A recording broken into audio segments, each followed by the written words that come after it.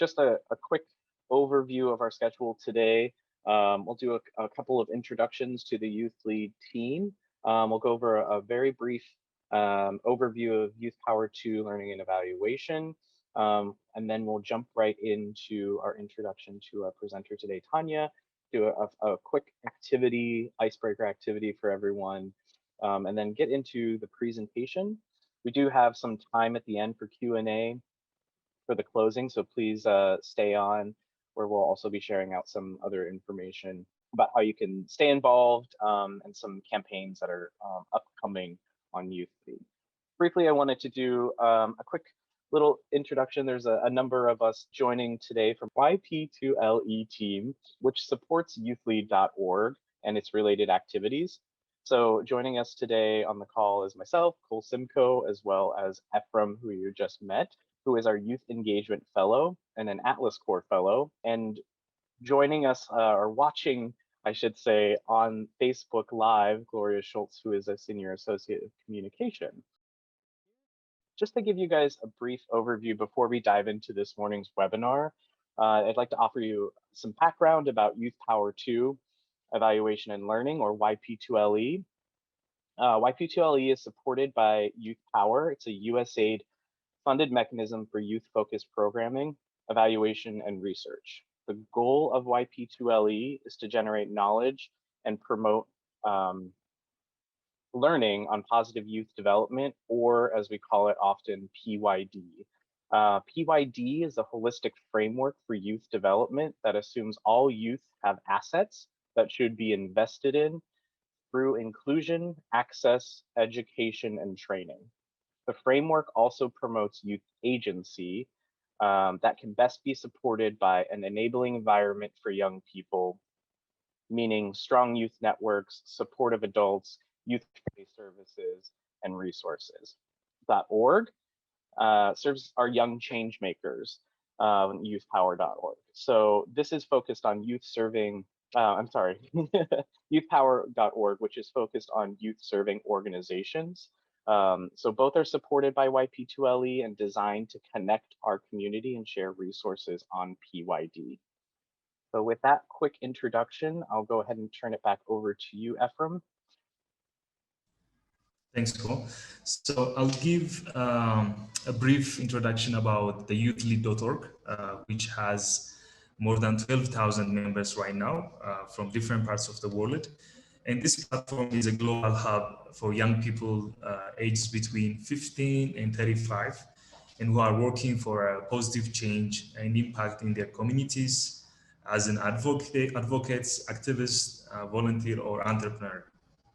Any young change maker can join the site by creating a profile, a personalized profile. And once you are a member, you can access and share resources, network with other peers, join an online discussion, and stay up to date on opportunities and events. For example, today's webinar has been promoted and hosted by this website. Next slide, please. So what does a YouthLead.org offer? What does it offer? So YouthLead.org provides a similar network for your work. If you are into environment, you can find other fellows or young people who are working in the same area, or other donor, or it could be a way for partnership with other companies. You can also explore many resources for your project and work, and even get funding for your projects by applying to a different call under different sections of the website. So I will come back later on after Tanya's presentation to show you a little bit about how to join the YouthLead.org and also how to use the best out of it. Next slide, please.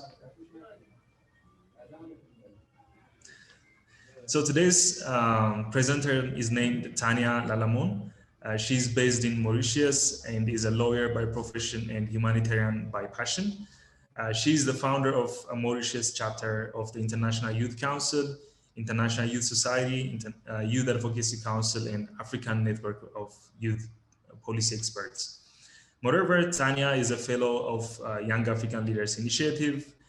She's also a fellow of African Changemakers, African Women Entrepreneurship Cooperative, and TEDx 100 Ideas and 100 Millionaires. She won multiple awards for her philanthropic work at local, regional, and international level.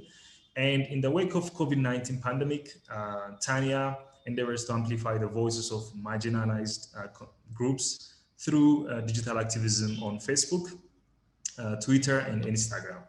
And currently, she's a youth advisory group member for the YP2LE program, which Cole previously was talking about. So, Tanya, we're very happy to have you today and for this webinar, and I'll give it to Cole for a very brief Jamboard activity.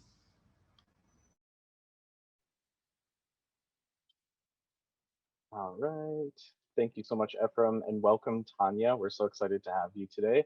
So today we're gonna do just a quick icebreaker activity. So if you could click on the link and join us over at the Jamboard. We just have a basic question to kind of ask the audience today to kind of get us thinking about some of digital tools and campaign tools that you have seen or used, and what your background or knowledge is on those. So as far as media tools, digital campaign tools that you guys have used in the past or you've seen others use. So the sticky note here, I'm circling it with my mouse. You can go ahead and click, type in your answer, and place your sticky note anywhere on the Jamboard. So we'll give a few minutes for people to do that. For those of you who can't access it, the question is, I'll reiterate, what are some of the media tools that are being used or that you have used, or digital campaign tools that you've seen or used? Awesome. I see some good answers already coming through. So we've got Twitter chats on here, Instagram. I see podcasts, Hootsuite. Nice. Lots of good answers. There are multiple pages, so if you want to put in on another page, we've got empty pages. So don't worry, you don't see room yet. And as we continue to do that, I'm going to actually stop sharing my screen here. And as we continue to do that, I'm going to turn it over to Tanya to kick us off for our presentation. Hello, everybody. My name is Tanya. As I have been introduced by Ephraim, I have been working on digital campaigning for quite a few years now, and it's an honor today to share with you my work. So I will start by sharing my screen with you. Please let me know if you can see my screen now. Okay, great.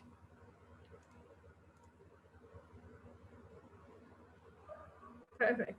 So I have been running a campaign under the Commonwealth Youth Gender Inequality Network, which is called Reform 53. So our campaign is to lobby heads of governments to reform laws that discriminate against women, girls, and LGBT people. And we started our campaign in January 2020. So when we started, of course, the pandemic had still not hit. So we were able to carry out in-person events. We met with, as you can see, the UN Envoy on Youth. We had in-person presentations. We met with people on workshops, and we took pictures that we shared on social media to gain traction. So all of that was really interesting in the sense where we could actually gather people and have actually accumulate momentum for our campaign. Unfortunately, COVID-19 hit, and then we had to maintain physical distancing. So as you can see, we still managed to take a few pictures to share on social media to show how our campaigning is going on, but it wasn't always easy, especially with regards to maintaining campaign engagement, because it is what we found out was it was often easier to get people to join our campaign when we met them in person and explained to them the purpose of our campaign. So having to shift all of our activities online was a huge challenge. So we devised a number of techniques to still keep the campaign alive virtually, although we were in the midst of a pandemic. What we did was we had a few newspaper features. So we reached out to journalists in our different countries, because the campaign is funded by the Commonwealth Youth Gender Inequality Network. So a lot of our activists are based in different Commonwealth countries. So we reached out to different journalists in those specific countries and requested them to feature our campaign and the work that we've been doing. And a lot of newspapers have digital platforms where they publish those news. So this actually helped us to gain traction and visibility for our campaign because those media outlets had huge audiences. So this is one strategy that you could use when you are drafting your digital campaign, because if you're just starting out and you might not have a huge fan following base, it might be easier for you to tap in media houses following bases. So this is, as you can see on this, this is a newspaper that was actually printed about the campaign coverage, but this newspaper also has its online features for the same articles. So it was easier for me to actually just gain an audience who is mostly based with traditional media like printed newspapers, but it also allowed me to gain traction from an audience that was also based on social media and got their news from online platforms. What I did also was guest blog posts. So this is a post on the Sex Africa network. And this is a blog post that I actually wrote with one of my colleagues, and I covered our activities in the campaign. And this actually allowed us to tap into, again, the fan following and the follower base of this network, which is a huge network across the African continent. And as well as its partners, because the Sex Rights Africa Network has a number of partnerships for its activities. So when this post was actually featured on their blog, they shared it on their social media accounts, and that allowed us to gain visibility for our campaign because it was difficult for us to reach out to people in person. So we tapped into those partnerships. And then we also submitted a number of public statements. So this is a statement that was drafted by one of my colleagues who is based in Malta to ensure the right to safe abortion during the lockdown. So she drafted this in the local language and sent it to the local authorities. So in a certain sense, this also helps us to gain momentum because we are showing to the local authorities that we're still trying to lobby them while maintaining the physical distancing measures. Another way of keeping audience engagement is through webinars. I know everyone by now has gone through at least a dozen different webinars. We've all had Zoom fatigue. So instead of just dropping the Zoom idea completely, it would be helpful for you to just draft new ways of keeping your audience maintained through webinars. For instance, if, as you can see on the slide here, my webinar for the Pride Month was entitled More Pride, Less Prejudice. So I kind of used a twist on the famous novel by Jane Austen, Pride and Prejudice, to just have a little more of a catchy title, which would actually entice more people to join in during while everyone is still during a lockdown period and no one wants to get back on Zoom again. And also what helps is actually because I was hosting this webinar during Pride Month. So it would be helpful for you to actually analyze the context in which you are hosting a webinar or an event. For instance, Pride Month would actually be uh, a good moment for me to host this webinar. Say, for instance, your campaign is based on women's rights, and we celebrate International Women's Day on the 8th of March. So you could actually start planning your campaign now and launch on the 8th of March, or you could start now and have your campaign culminate on the 8th of March. And that will really help you gain traction in terms of context as well. And so what we also did was tap into partnerships, which is another technique that you could do because again, for International Women's Day, for instance, there are a lot of organizations who are also running their campaigns. YouthLead is actually running one. We'll talk about this a little bit later during the presentation.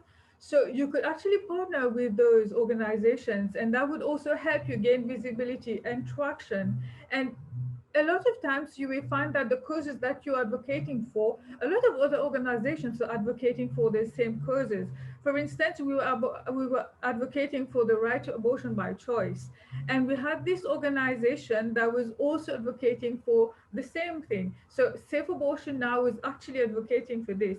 So what I did was I took part in their campaign, and they in turn showed support to my campaign. So that's a win-win situation. I also shared our campaign videos. We shot a number of videos to actually promote our campaign.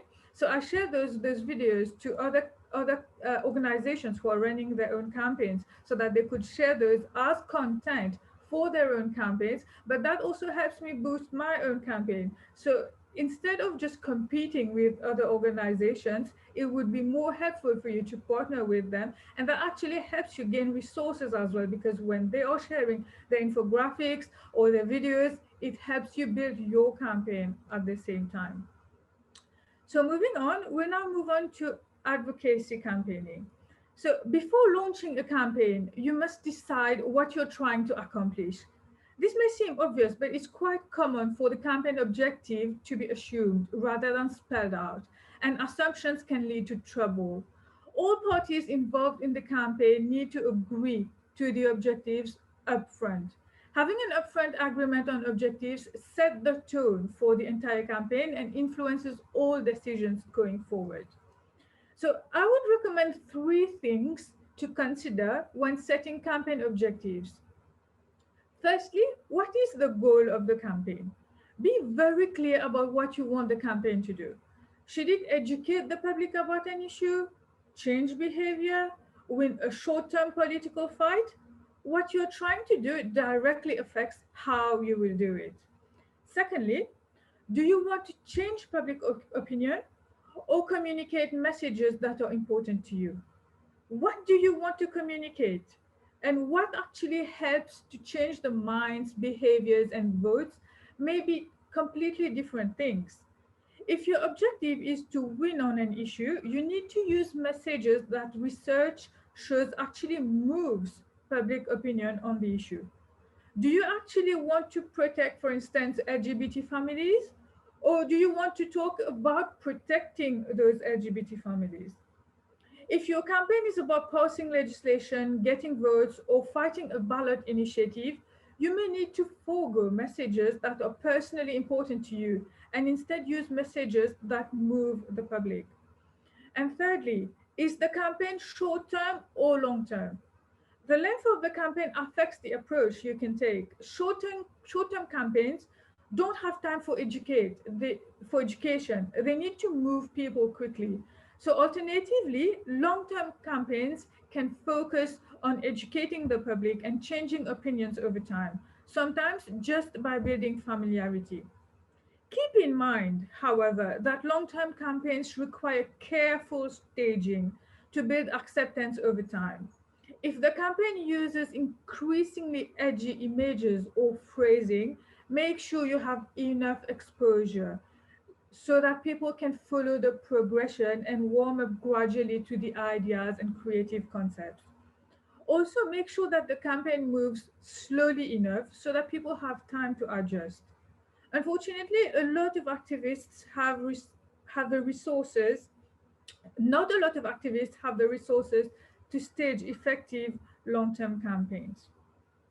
And of course, I'm sure you've heard it a number of times. So your campaign objectives should be SMART. That is specific, measurable, achievable, relevant, and time-bound.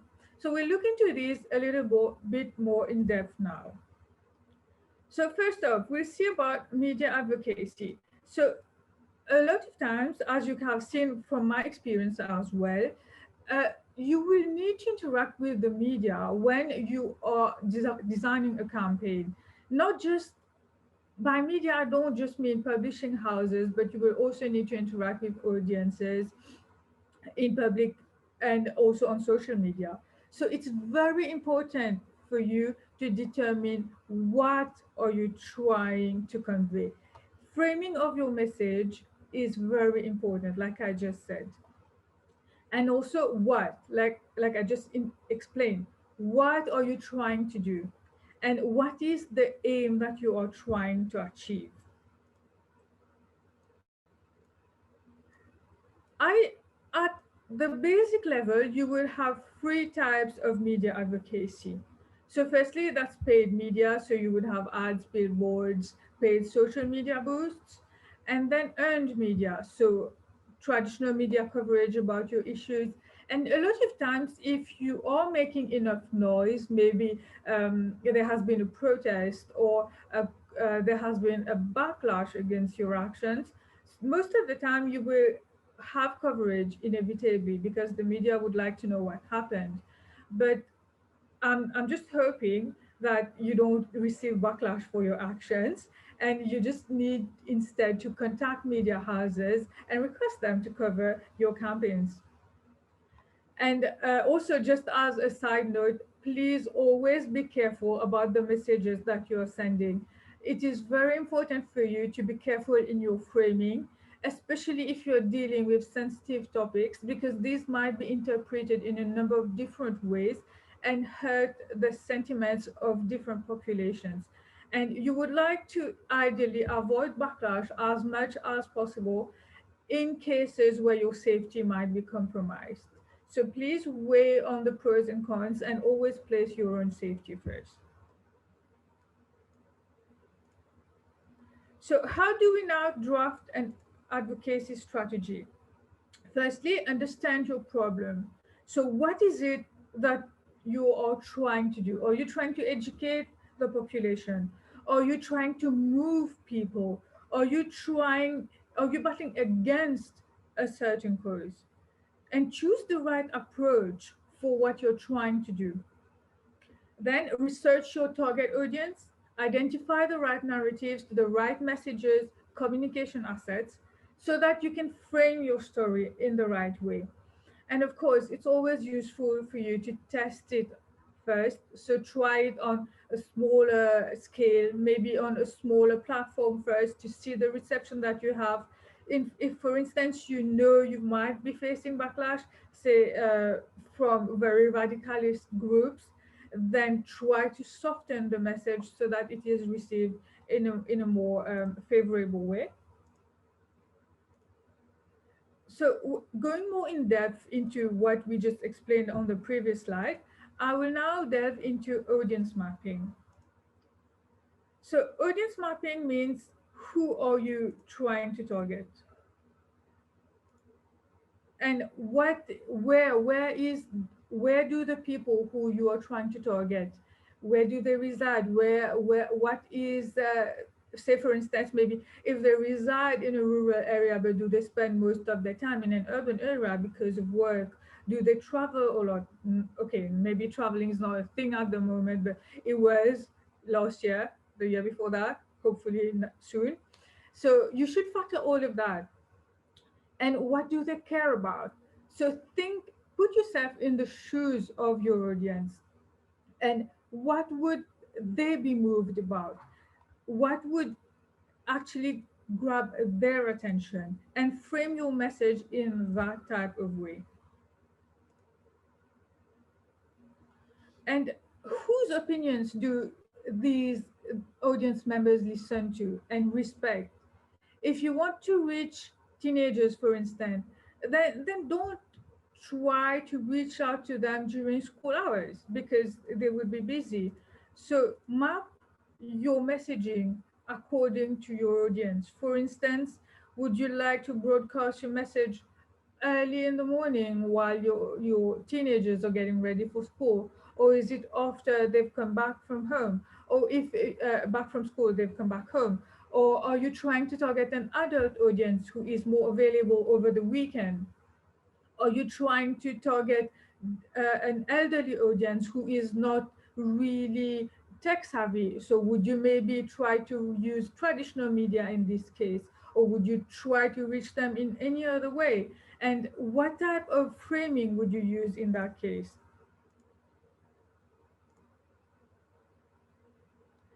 And how does the audience interact with the media? So do they have affordable internet access? Because we all know how internet access has become such an important factor at the moment because a lot of countries are still in lockdown.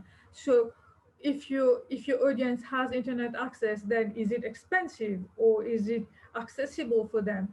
If you're trying to use videos in your campaign, for instance, or is your audience going to have the bandwidth to watch those videos, or would just a text message be more convenient and accessible? And what length of video should you be using, because does your audience have time to view that video, or would you rather just use a shorter video so that they not only have the time but also the bandwidth to watch that? And also, do you want to entertain them? Do you want to inform them? Would you like them to interact with you directly after viewing that video? These are all factors that you should consider before framing your message. So now moving on to message framing. What's framing? So as you can see from this diagram, the word is the message, but it all depends on your perception. And the perception of the audience will shape how they view your message, which is why it is so important for you to place yourself in the shoes of the audience. This is how they are going to interact with your message. So you have to meet them where they are and don't expect them to come meet you. And always bear in mind that you might have an audience that might not receive your message in the way you intended. So it is important for you to really grasp the components of framing, that is the tone, the core values, and the strategy. You have to understand what are the core values of your audience. For instance, my campaign was based on trying to lobby heads of governments to reform laws that discriminate against women, girls, and LGBT people. And as part of my campaign, I had to lobby a number of faith leaders. And it was difficult because a number of faith leaders are straight up against LGBT rights. So, how do you approach people who are radically against the very core of your message?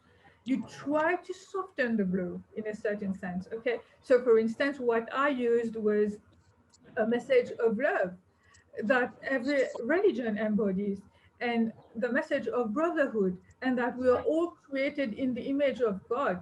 So there should be acceptance for people even if they're different. So in that sense, it was easier for me to get religious leaders on board. They are not completely agreeable to my message, but at least at the moment they are less antagonistic, which is a huge step forward from where I started. So try again to grasp on what you have in common with those who are against whatever you're campaigning for.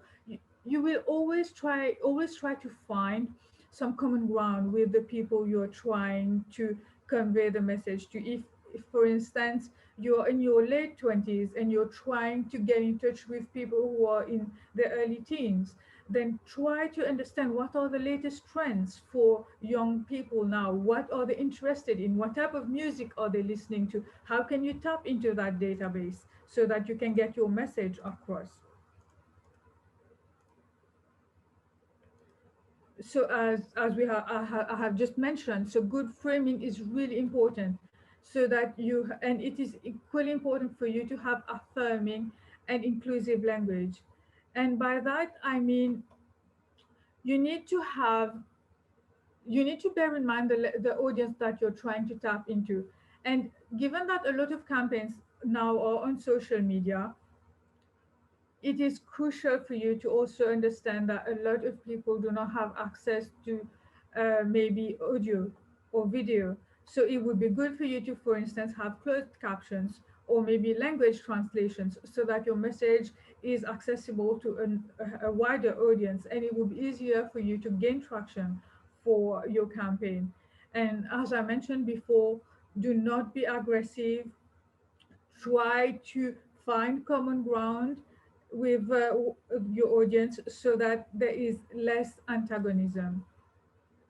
And when you're trying to convey your message, state the facts, but also bring in the human aspect of the story. So describe the concrete facts affecting your audience.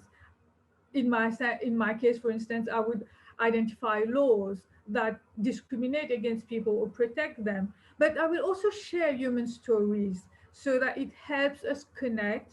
And I would share those values and our common hope for the future. And this really helps you build rapport with your audience and get your message across so much more easily. And what you need to consider when you are trying to create your message is the purpose. So is it for you to build community? Are you trying to raise funds? Or are you trying to share public narrative? And when you are trying to create a campaign on social media, you need to also bear in mind about how you want your audience to engage with you, and always ensure that you have a message that is all encompassing and does not leave anybody behind. So here are some tips for you to adapt your platform to your audience. For instance, you could use Twitter. Twitter is so much more easy to use to share an idea. And for instance, Instagram, it would be easy for you to share an aesthetic or a picture, while Facebook would be easier for you to share to a group. So it depends on what type of audience you're trying to tap into. Say you're trying to share short videos, so maybe TikTok would be more useful, especially if you're trying to tap into a younger audience. The key is for you to be consistent in your tone, in your posting frequency, in your language, in your aesthetic, and in your messaging. So do not, you might want at first, when you're starting out, you might want to go all out and tap into every social media platform there is. It might be useful for you to do that at first, but always think whether this is a sustainable method for you, because you would want to have constant posting frequency, even if that would mean you posting once every week or every 2 weeks. But consistency means a lot to your audience. So if you won't be able to post consistently every week on every platform, pick a couple of them, but just be constant. And maybe be constant not just in your posting, but in your messaging as well. For instance, for YouthLead, you would see we have our color theme that's going on. We have our logos that are constant. So this helps the audience identify to you and your campaign.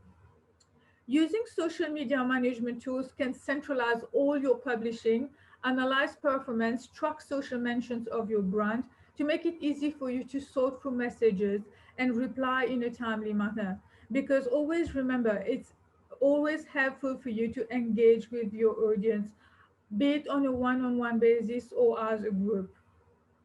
And I would like to share this campaign that we're running along with YouthLead at the moment, where YouthLead has joined forces with Generation Unlimited and the International Center for Research on Women to raise awareness and unite allies committed to creating safe spaces for young women and girls to thrive. Safe spaces for girls increase their psychosocial assets and may correlate with a stable economic livelihood later in life. So our campaign has started now, and it's going to culminate on 8th March, which is International Women's Day. And as you can see, we tapped into a context, like I mentioned earlier, International Women's Day, and we're running the campaign. It is a short-term campaign, and we have our assets distributed over the days that the campaign is being run. And in parallel, we're also running a creative contest. We have created a number of graphics that we're going to share on social media. As you can see on the slide here, we have a consistency in our messaging. We have consistent colors. We have our logos. We have the phrasing of the message is consistent. So it's easy for our audience to identify with us. And our message has a call to action. So our audience knows how they can reach out to us, what they're supposed to do, how do they participate in the campaign. And with that, I will now yield the floor to Ephraim, who will elaborate further on the YouthLead campaign. If you have any questions, please drop them in the chat and we will take them shortly. Thank you. Thank you very much, Tanya. Your time management was great. Thank you very much. So, thank you, everyone. We have learned, I think, a lot in just less than 30 minutes. and also how important it is to know your own campaign topic and goals and plus objectives, and also knowing your audience, right? Your audience is the one who's listening or observing or taking this message. And I think you made a very strong point when you mentioned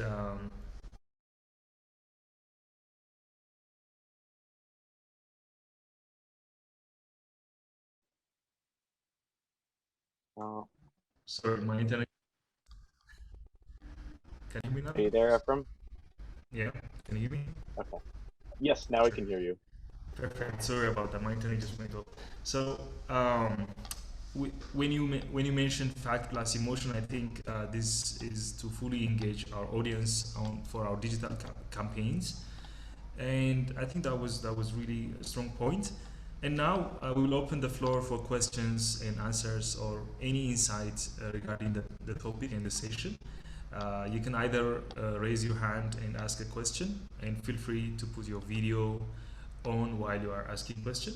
You can also, like Tanya said, type the questions in the chat box. And also, I saw one question from Christabel and Netondo for Tanya, I believe. Two questions actually. So the first one is, how can I evaluate and measure the effectiveness of a digital campaign? That was the first question. Effectiveness, measuring effectiveness of a digital campaign. And the second one goes like, apart from having a catchy tagline and titles of a webinar, what are some of the other best practices of having an audience engaged in digital advocacies? She said, thank you. Tanya? Thank you, Christabel. So how would you evaluate is first when you're starting out on your campaign, set out your objectives. What do you want to achieve? So I will give you an example from my campaign, okay? So my campaign was to lobby heads of government. So what we set out at first was how many heads of government would we like to have on board at the end of the campaign? How many young people would we like to be signing up for our campaign? How many members of civil society would we like to have onboarded for the campaign? And say, for instance, you have those specific numbers, and by the end of your campaign, or maybe midway, you can measure how many people you have reached. So you can measure that through the number of views on your videos, or the number of likes or shares of your social media posts. Or in our case, it was the number of heads of governments or high commissioners who had pledged to support our campaign. So this helps you assess how successful you are at the moment. And of course, our campaign is still ongoing, so we are unable to assess at the end the success, but you can still measure it at constant time intervals. And that would also help you change direction if you need to. For instance, maybe you're not posting enough on a certain platform where your audience is mostly present, or maybe you're not posting at specific times. For instance, you're posting in the morning when you should have been posting in the afternoon, or you should have been posting on weekends, or your audience is more receptive to shorter messages on Twitter instead of longer posts on Facebook. So that would help you actually gauge your messaging and your posting frequency as well. And coming to your second question is, apart from catchy taglines and titles, what are the best practices of having audience engagement? So audience engagement would also be helpful for you to have a call to action. So I will share my own experience. One of our calls to action is to have, because we shifted the campaign online. So we request members who would like to support our campaign to draw the logo of our campaign on their phone, take a selfie with it, and send it to us.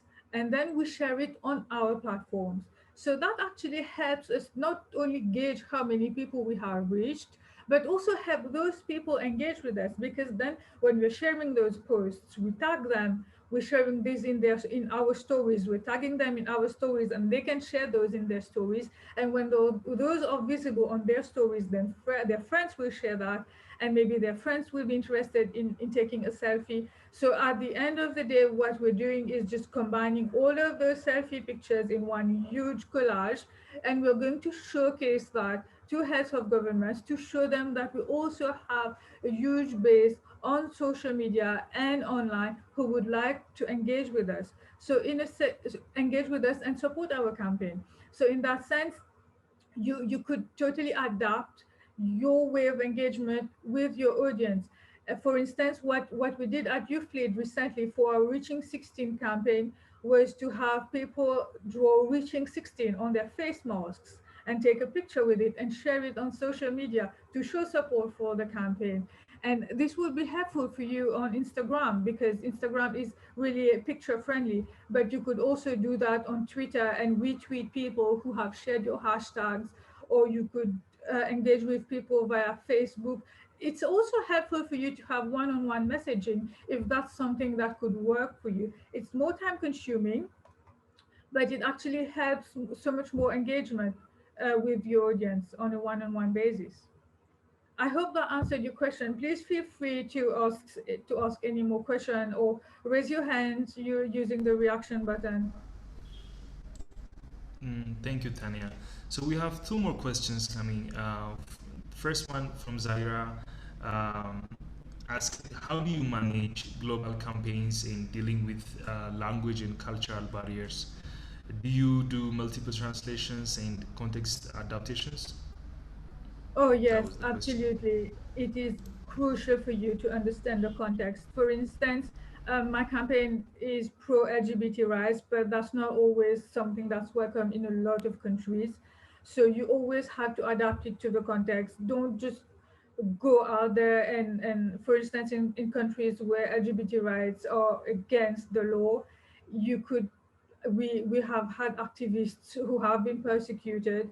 So you should always place your safety first. Context adaptations may also mean you campaigning anonymously.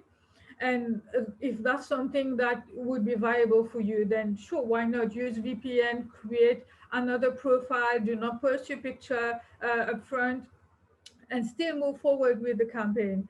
And multiple language translations is also something that we've been using and something that YouthLead has been using as well to garner traction across multiple audiences, um, especially because a lot of webinars that we have are in English language. So it's always helpful for you to have other languages so that more people can actually join your campaign.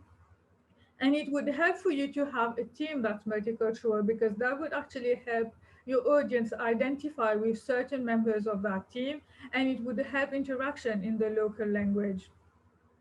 And as far as cultural barriers are concerned, of course, please bear in mind that it would always be helpful for you to not try to be antagonistic to people's culture, especially religious values. If you're trying to campaign, if your campaign, for instance, my campaign against LGBT rights is against a lot of religious values, then try to approach the subject in a very subtle manner. Try to draw on common values so that you can actually find common ground first and then proceed with presenting your campaign. And of course, bear in mind that even if someone has been completely antagonistic at first, and now the person is a little bit more understanding, you could qualify that as a win, even if the person has not signed on to be an ally. For instance, I have had a lot of ministers who have said that they would support my campaign, but they cannot do so publicly because that would mean that it would affect their public image and it would go against the political leaders that they have to work under. But that still means that you have support. So you could count that as a win for your campaign and enter that into your monitoring and evaluation framework for the number of people you have reached and the number of ministers that you have managed to onboard. Do we have any other question, Ephraim? Yes, we have more. Susmita, can you unmute yourself and try to explain the question? I didn't really get what you meant to say. So the question is, Susmita, it's been just a few months that I got privileged to join this youth lead advocacy program, and I know very little about how we can really be active on our vision and ideas so that we can really put forward through this program. So I think the question is, how can we begin our own advocacy we think to share about someday. So I think you can also answer this one, Tanya. How can we start advocacy? That was the question, I think. Okay, so how can you begin your own advocacy? Of course, given that you're already as part of the YouthLead program, we already have this framework that's set out for you to frame your campaign. And of course, I am part of the YouthPower to learning and evaluation team. So please feel free to reach out to me for any type of question that you have or any type of guidance that you may need. My social media handles are in the description and on Facebook as well. So please free to reach out to me for any type of assistance, and I would be really happy to help you out. Thank you very much, Tanya. We've got three more slides explaining about also what Susian asked regarding this the YouthLead site. So I'll be sharing that. And before we close the session, Tanya's presentation. Tanya, if you have any final thoughts about the digital activism. Yes, I have actually seen a question on the chat, and I would like to address that. Is that are we going to share the presentation? Unfortunately, not, but the recording of this presentation is going to be on Facebook because we are live streaming already. So you could just go to the YouthLead Facebook page and you can watch the presentation at any time. And again, of course, if you have any other questions that come up in your mind after this presentation, please feel free to hit me up and I would love to help you out. Thank you and all the best for all of your digital campaigning. Thank you very much, Tanya. We will also, please note that we'll also share the video, the recording of this video on our youthlead.org so that you can watch there. I have very brief presentation, 3 slides about YouthLead. If you click on the next slide, please. Thank you. So YouthLead.org is a site where young people, like I said before, more than 12,000 young people are interacting there to build their project and also expand their network. And we are encouraging you to join the network because this will enable you to network with other young change makers and join discussion groups. And as a member, you can also post content. For example, you can post resources, blogs, short videos, events, funding opportunities, and you can join discussion groups at the same time. And for more visibility, you can post your own project there, the title of the project or the main areas of the project, so that you can get more visibility. And for every contribution you make on the site with contents, you earn some points, and these points become also a badge. So every month, members also get a YouthLead newsletter which highlights young change makers and also opportunities from the site.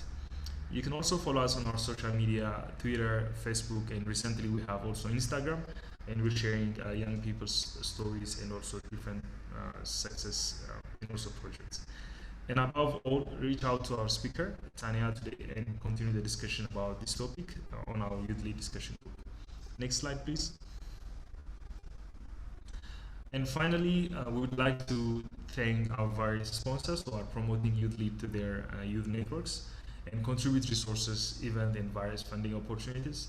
And our sponsors are offering their expertise, knowledge on various topics, and we work with them to organize skill building training webinars for our YouthLead members. And you will be hearing them on the future webinars. Next slide, please. So thank you very much for joining us. We hope you will join our next webinar. We'll be posting the webinars on our events section of the YouthLead.org website, and check out the events whenever it's available, and also announcements, webinar announcements. And as we said in the beginning, the recording will be available to all of you on the YouthLead.org and also on the Facebook. So with that, we hope to see you next time, and until then, we wish you to be safe. Thank you very much. Thank you, Tanya. Thank you, Cole. Thank you, Ephraim. Thank you, Tanya. Thank you, everyone, for joining. And I will leave the discussion and the chat open for just a second for anyone to grab any links or go back through Tanya, if you want to put any of your information into the chat, feel free. But you can always get into contact with Tanya by becoming a member of YouthLead.org as well. Thank you so much, everybody. Thank you for joining.